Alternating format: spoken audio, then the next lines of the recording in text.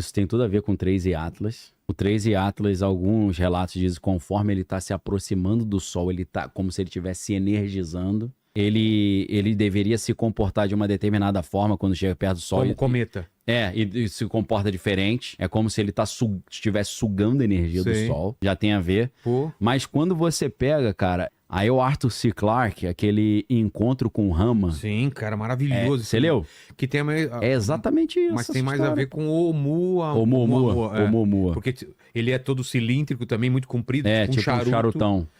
E a missão vai pra analisar e eles entram e é uma cidade lá dentro. né, Tem um circular. mundo lá dentro. E Cilíndrico. se eu não tô enganado, esse Rama, ele se alimenta do Sol também, né? Isso. Suga ali. E o Arthur C. Clarke não brincava em Não, serviço, são três né, livros também. São três livros. Cara, a galera fala, cara... Rendezvous with with Rama.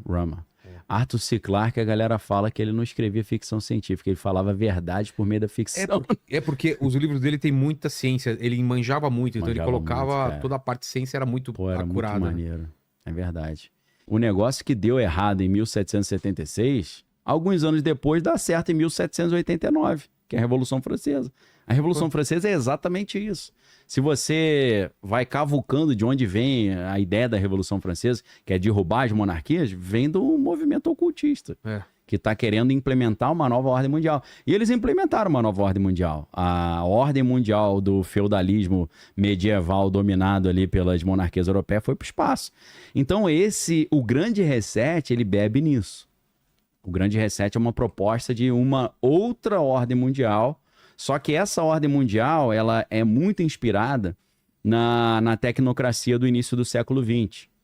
A famosa tecnocracia lá do Joshua Haldeman, que é o avô materno do Elon Musk, eles se inspiram muito, e aí eu não sei se você lembra dessa obra, H.G. Wells, né? H.G. Wells é fundamental, né, para quem gosta de cultura pop nerd.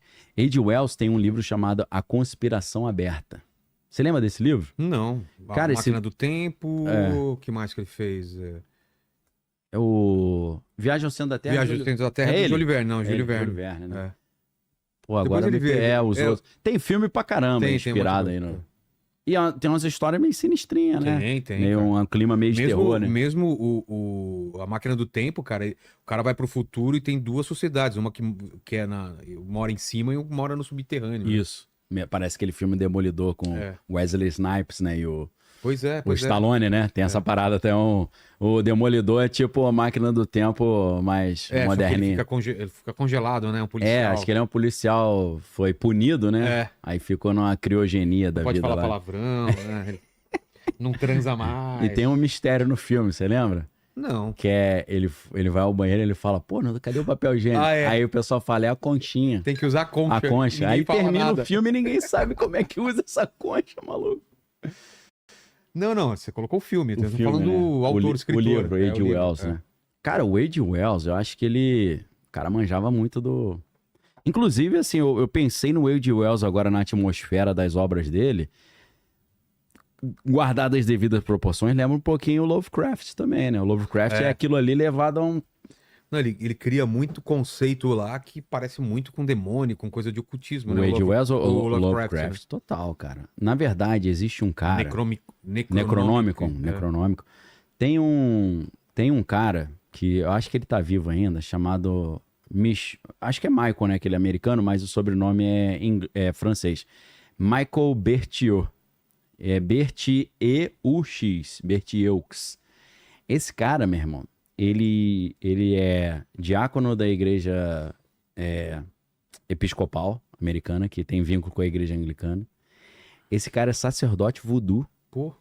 Ele é da Telemann também.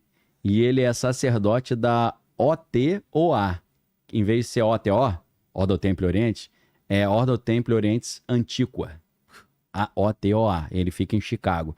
Esse cara, ele faz a fusão do Lovecraft com o Crowley, com o ocultismo.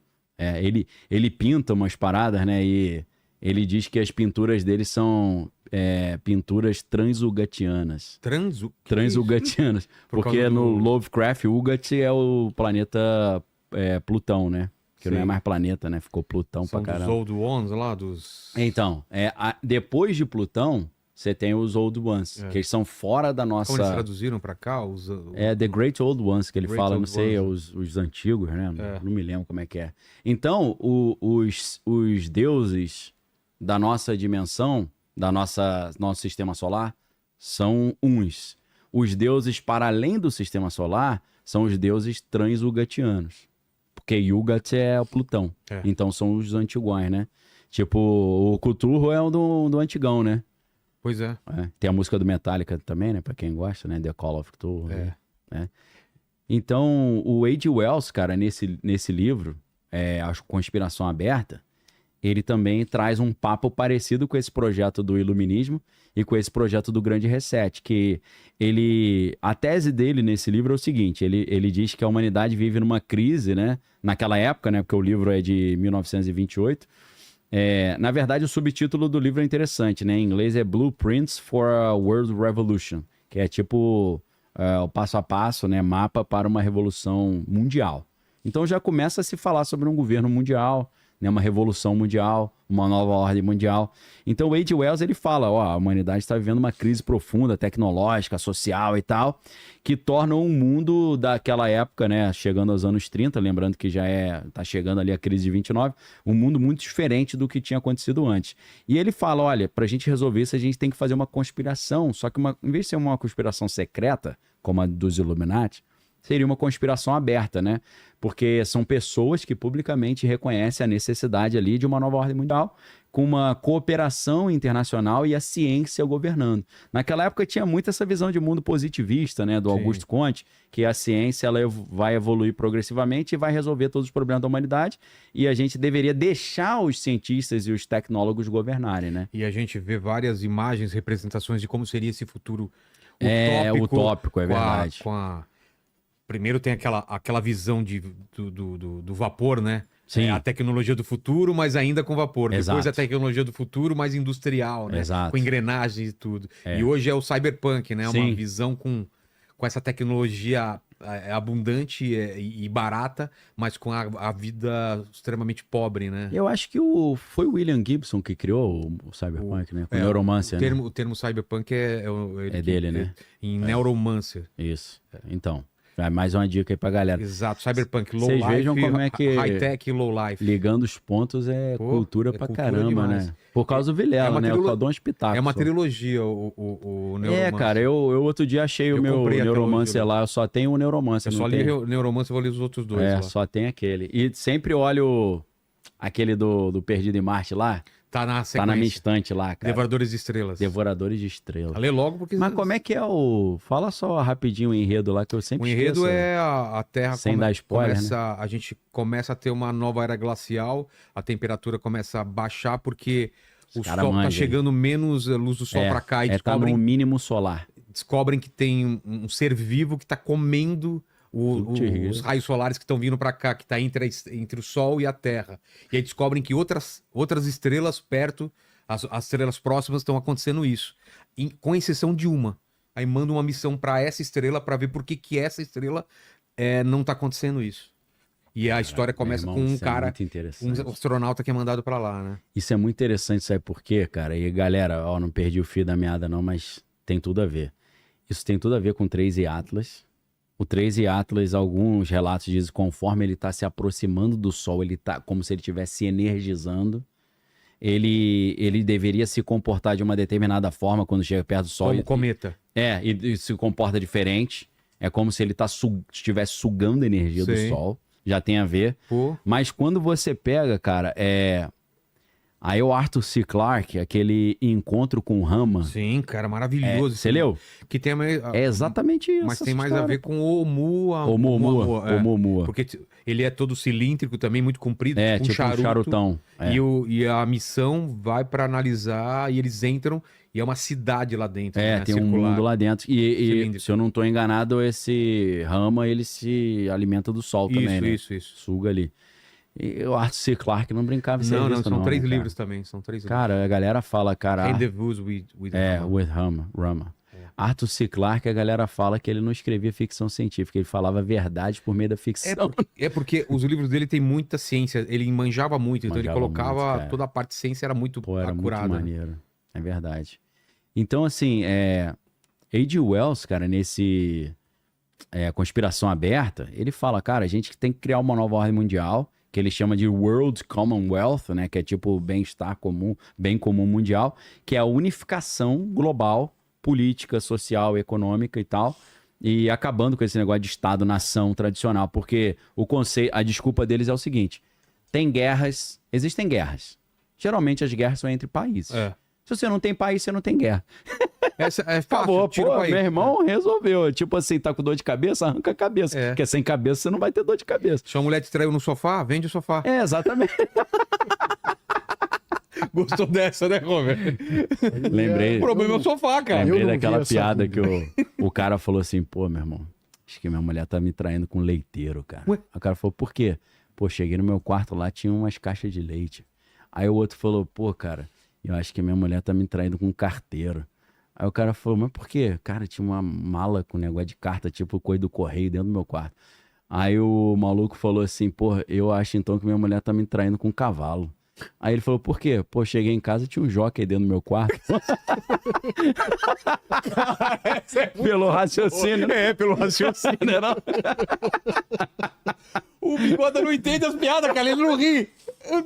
Ele tem um senso de humor estranho, né? Eu contei aquela piada do barbeiro, ele demorou pra cair a ficha cara, dele, ele não entende a ironia. Isso é engraçado, né? Meu irmão é assim também, cara. Meu irmão, eu lembro... O gabarito da piada pro rapaz. Meu pai é engraçado porque ele conta a piada e depois explica. Vai ter que ele dar conta, um... Você entendeu? Ele dá o gabarito, então, né? o Jockey cara, Ele é o Ricardão. Agora que ele entendeu, cara. Cara, você viu a cara dele quando eu falei isso? Pô, ele falou, eu tô triste que daqui eu não tô conseguindo ainda, ver a cara você dele. Tá vendo o bigode, tem que botar um espelhinho aqui pra eu ele ter só entendeu agora, cara. Não, meu irmão era assim, cara. A gente tava criança, né? Um amigo chegou e falou aí... tinham 2 cachorros, né, conversando. Aí passou uma cadela e um cachorro falou, aí, vamos lá. Ele falou, não vou não. Ele falou, por que não? Parei de cheirar. Aí, meu irmão, pô, não entendi não. Não. Aí os caras falaram, pô, cachorro não tem mania de cacheiro. Aí ele, porra, era cachorro na história? Pô, lógico, eu não falei que era o cachorro. Ele, pô, mas cachorro não fala. Não. Falei, ó, esquece, irmão, esquece. Uma vez contaram a piada, o cara tava no bosque, ele, peraí, o que é bosque mesmo? Como assim? Esquece. É o cara que está contando que aquela piada, tem um português, um francês e um americano no avião, eles colocam a mão pra fora do avião. Mas não dá pra colocar a mão pra fora do avião. Sacanagem, cara, é uma piada só, cara, relaxa, velho. Pô, não precisa seguir as regras, né, do mundo com isso, cara, pô. Então, assim, cara, o A.G. Wells, ele já tinha essa ideia, vamos acabar com o negócio das nações e vamos criar um governo único global, que assim a gente acaba com as guerras, porque as guerras são feitas entre as nações. Na verdade, é inspirado nisso também que surge a Liga das Nações e depois a Organização das Nações Unidas, entendeu? A gente vai ter uma ideia de ter uma organização global que vai mediar os conflitos e daqui a pouco você não tem mais Estado-nação, você tem os grandes blocos, né? Tipo, a União Europeia é fruto dessa mesma visão de mundo, né? E o que é interessante é a gente perceber o cara que é o pai da ideia da Liga das Nações da União Europeia, que é o Conde Kalergi, com K. Escreve Kalergi, né? Ele tinha uma mistura curiosa, ele era descendente de austríaco com japonês. Pô. Ele tinha uma cara meio... Imagina um austríaco com um japonês misturado. É o Conde Kalergi. E ele tinha essa ideia de... Ele desenvolveu o conceito de pan-Europa, que a Europa não ter mais país, ser uma única nação, um único continente. Então, cara, o grande reset do Klaus Schwab, ele se inspira muito nisso. Klaus Schwab, então, é o cara que inventa essa ideia do grande reset, que é uma ideia que está impregnada em tudo quanto é lugar no mundo hoje. Você fala assim, Daniel, mas eu não vejo assim falar de grande reset. Aí eu pergunto, você já ouviu falar em ESG? Não. Environment Sustainability Governance, né? Sim. Meio ambiente, sustentabilidade. ESG é um dos pilares do grande reset, pô. Então, assim, às vezes você não vê o nome grande reset, mas você vê as propostas, né? O que está por trás. Então, eu já ia falar, cara, que tudo começa... Eu tô até com um problema agora, que eu tô acostumado a conversar contigo, e aqui dá pra gente desenvolver as ideias, né? Aí eu vou nos outros podcasts. E eu não saio falando tudo no início, eu vou construindo Claro. e enchendo de Aí os caras cortam você. Pô, na hora que vai começar, o cara, pô, foi muito bom. Eu falei, ih, rapaz, aqui é mais curto. Ah, é verdade, Ferrou. entendi. Quando tá começando a esquentar. Caraca, meu irmão, eu falei, mas eu nem falei o assunto. É. Tava só na preparação, né? Eu tenho que ter um assessor só pra me falar, meu irmão, é uma hora. acelera. Início, meio e fim em 60 minutos. É. Então, assim, cara, eu ia começar já com o Klaus Schwab, tem vários livros, inclusive, eu tenho todos os livros dele, separei uma pilha desse tamanho de livro pra trazer, esqueci na minha sala. Falei, pô, Deixa eu ver a capa. logo hoje. De repente eu vou comprar os livros também. É, Vale? Vale, cara. Quarta Revolução Industrial. Vale a pena. É o primeiro livro que eu ia citar. Pode Só repetir o nome do livro, por A favor? Quarta Revolução Industrial. Só que eu ia te perguntar isso, Vilela. A gente pode agora já pegar esse primeiro livro. Não é o primeiro livro que ele escreveu, é de 2016, mas é um dos livros mais interessantes para a gente pensar o que é o Grande Reset. Ou a gente já parte por a Quarta Revolução Industrial, ou eu te explico um pouco de onde esse cara tá vindo. Primeiro isso. Então, Pode ser? É, vamos lá. Temos tempo? Tem. Galera, acho que a galera vai gostar. Cara, é um alemão. Klaus, né? A galera fala Schwab, mas alemão é Schwab, né? Schwab. Klaus Schwab. Porque o W tem som de V, né? Lá não tem... Nos Estados Unidos é o contrário, né? O W tem som de U, né? A gente fala Vilma, aqui lá é o Wilma, né? Wilma. Você vai ver Flintstones, né? Aí o Fred fala Wilma, né? Aqui a gente fala Vilma, né? É. Olha lá, Quarta Revolução Industrial, Klaus Então, Schwab. esse aí, Klaus Schwab. Eu tenho isso tudo lá, cara. Eu até deixo na minha mesa lá, quando eu faço as lives, que eu sempre mostro, né? Pra incentivar a galera ali. Agora, esse cara, meu irmão, qual que é o esquema dele? Qual é a situação dele? Ele falou o seguinte, olha, depois da Segunda Guerra Mundial, quando eu era muito jovem, a gente tá falando dos anos 45, 50, eu fui para os Estados Unidos para tentar conhecer a sociedade americana. Só que ele fala, cara, depois da Segunda Guerra Mundial, onde os alemães eram os vilões, um alemão não era muito bem recebido nos Estados Unidos. Então eu cheguei lá meio assim, peixe fora d'água. Aí eu fui lá na Universidade de Harvard e quis assistir umas aulas. Perguntei ali, posso assistir uma aula como ouvinte e tal? E os caras falam, não. Aí ninguém queria saber de um alemão em Harvard, né? Até que eu fui até uma aula de um cara chamado Henry Kissinger. Que, na verdade, o nome dele não é Henry, né? Heinz Kissinger, né? Que nasceu na Bavária, exatamente lá na Floresta Negra, de onde saem, né, as No grandes sul da Alemanha. feitiçarias. Inclusive, quando eu era mais novo, eu não Eu tinha... estive lá, você teve lá? Não. Cara, Tem um climinha? tem um clima, viu? É, tem uma parada ali, Tem uma né? parada. Uma vibe. Tava meio chuvoso. É. Eu fui num hotel. Baviera, né? Às vezes o cara fala É. Baviera em vez de Bavária. Fui num hotel, numa cidadezinha dessa, bem no meio da Floresta Negra. A mulher, a velhinha que me atendeu era tipo uma bruxa, velho. Parada de filme, assim.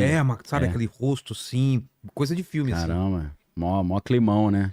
Não tinha nada a ver, mas tipo, você constrói todo na sua É, a cabeça. atmosfera da parada, né? Aquele lugar úmido, É. aqueles lugares cheios de coisa pendurada na parede, É, gato andando. Um símbolozinho estranho, símbolos né? estranhos, Uma exato. heráldica e tal. É. Cara, aí o Klaus Schwab falou, pô, eu tava lá, aí eu pensei, poxa, eu sou alemão, ele também é alemão, acho que ele vai deixar eu assistir a aula. E deu certo. Ele chegou, poxa, eu sou alemão, tô aqui nos Estados Unidos, querendo conhecer, estudar. Você poderia me permitir assistir a aula aí, como ouvinte? Eu, claro, pô. E aí ele fala, aí começou uma grande amizade. Cara, Henry Kissinger, ele foi um dos caras mais poderosos do planeta. Ele venceu o Nobel da Paz, foi secretário de Estado. Mas a grande questão é que é a história oculta do Henry Kissinger. Como assim a história oculta? Cara, Henry Kissinger, um alemão, um imigrante alemão nos Estados Unidos, como é que ele chega ao alto escalão norte-americano e a gente poderia dizer até do cenário global, né? Henry Kissinger é endeusado na China, meu irmão. O chinês adora Henry Kissinger. Porque o Kissinger foi o cara que na época do Richard Nixon ajudou a abrir a comunicação entre os Estados Unidos e a China, né? Tem até uma obra de música erudita do... acho que é John Williams, que é Nixon in China, que é legal pra caramba, sensacional pra quem gosta de música erudita. E aí, cara, o Henry Kissinger, como é que ele ascende ao poder? Henry Kissinger vai muito jovem para os Estados Unidos, né? Aquele contexto ali já do nazismo começando a perseguir judeu. Ele, como judeu, ele saiu fora, né? Foi malandro. Chegou nos Estados Unidos, se alistou no exército, lutou na Segunda Guerra Mundial. Aí o que acontece? Quando tá terminando a Segunda Guerra Mundial, os americanos não são burros, nunca foram, né? Senão não era potência. Eles pensaram, cara, a gente vai mandar a maioria desses nazistas para pena de morte e prisão perpétua. Mas não vale a pena a gente mandar os melhores cientistas deles para isso, né? Que aí é um desperdício. Claro. Não. Então eles pensam, vamos dar um salvo-conduto para esses caras? Até o filme Bastardos Inglórios vai muito nessa linha, né? Que é aquele o Brad Pitt que faz o papel do Aldo Rain, né? Ele chega e fala, cara, meu comandante mandou a ordem aqui para eu te livrar. Para você vai para os Estados Unidos com outro nome, né? Mas eu não vou deixar isso passar em branco, não. Lembra? O cara faz na testa dele uma marca. Eu não vou deixar você fingir que é americano, não. Porque passa assim, né? Se o cara fala inglês bem, ninguém dá nada, né? É tudo anglo-saxão, né? Germânico. Então, cara, os caras pensam assim, poxa, vamos pegar a elite científica deles. Aí começa a puxar o Wernher von Braun. Wernher von Braun era major da SS, cara. Pois é, cara. A SS, cara, a tropa de elite lá, de Hitler, o cara tinha que provar, acho que 10 gerações arianas. Cara. O cara fazia uma genealogia do cara pra ver se ele era ariano 100%. E aí o Wernher von Braun era o cara que fazia os mísseis, porque alemães que deram um prejuízo terrível pros Estados Unidos. Falaram, agora tu vai... Os caras estavam muito avançados tecnologicamente depois da guerra. Principalmente nessa parte aero, né? Tanto que ele cria o foguete V2, né? Mas depois ele ajuda a criar os foguetes da NASA, pô. Pois é. Junto com o Jack Parsons, que era o braço direito de Aleister Crowley lá nos Estados Unidos, né? E aí, cara, eles pensaram, pô, a gente precisa de alguém para fazer a ponte com esses alemães, né? Para fazer as negociações. Quem que eles chamaram para fazer a negociação? Henry Kissinger. Porque Henry Kissinger era alemão naturalizado americano. E falava alemão fluente, conhecia alemão, então ele que fazia o trâmite para escolher os caras que seriam eleitos para participar da Operação Paperclip. Operação Paperclip, o projeto Paperclip, foi o projeto em que a CIA, na época era a OSS, depois em 1947 a CIA é criada. Foi o projeto que pegou aí o Wernher von Braun. E ele era amigão do Walt Disney também, né? Odeio ele. Mas ele constrói foguete. Então não, vem pra cá. Chega aí, vamos fazer um acordo. Fazer um acordo aí, né? Não era só nazista, o cara era major da SS. Exato, né? Tipo assim, criminoso de guerra, mas aí não. Vamos aproveitar e fazer do limão a limonada, né? Então, cara, o Henry Kissinger, ele começa a se envolver com as operações mais sigilosas, mais sensíveis que estavam acontecendo no mundo naquela época. Porque ele fez a ponte entre o governo americano e os alemães que eles iam retirar o cara de uma pena de morte e botar para trabalhar secretamente nos Estados Unidos. O Major Wernher von Braun, ele é um dos poucos que ficaram públicos, que a gente conhece. Porque a maioria chega nos Estados Unidos e vai trabalhar lá no laboratório de Los Alamos da vida, muda de nome, o nome do cara é Wernher von Braun, aí bota o cara no nome. Agora você é Michael Schmidt, você é americano, cria uma nova identidade pro cara, e o cara tá lá, louro de olho azul, ninguém sabe que ele é alemão, meu irmão. Então, o que tem de descendente desses caras no Congresso americano hoje, dizem que eles que governam os Estados Unidos ali nos bastidores. Então, o Henry Kissinger, cara, ele se torna um cara muito poderoso, porque ele começa a ter acesso aos projetos mais secretos. Porque você trazer um criminoso de guerra para dentro dos Estados Unidos e ele não ter pena nenhuma, muito pelo contrário, ele ganhar um grande salário num ótimo cargo, tem que ser muito secreto isso, senão isso gera uma comoção popular terrível, né? Então, quem é o pai intelectual de Klaus Schwab? É o Henry Kissinger. É esse cara poderosíssimo que tem todas essas ideias. Inclusive, depois se você puder ver para mim, Homer, que eu esqueci o nome desse livro, é um livro que é do Eric Schmidt. Schmidt é Schmidt, né? DT. E junto com o Henry Kissinger, antes do Henry Kissinger morrer, que morreu com uns 100, 102 anos. Esse livro é sobre inteligência artificial. Eu não sei se é a era da inteligência artificial, um negócio assim. Henry Kissinger tinha vários projetos nesse sentido, de uma nova ordem mundial, de mudar a estrutura do mundo e tal.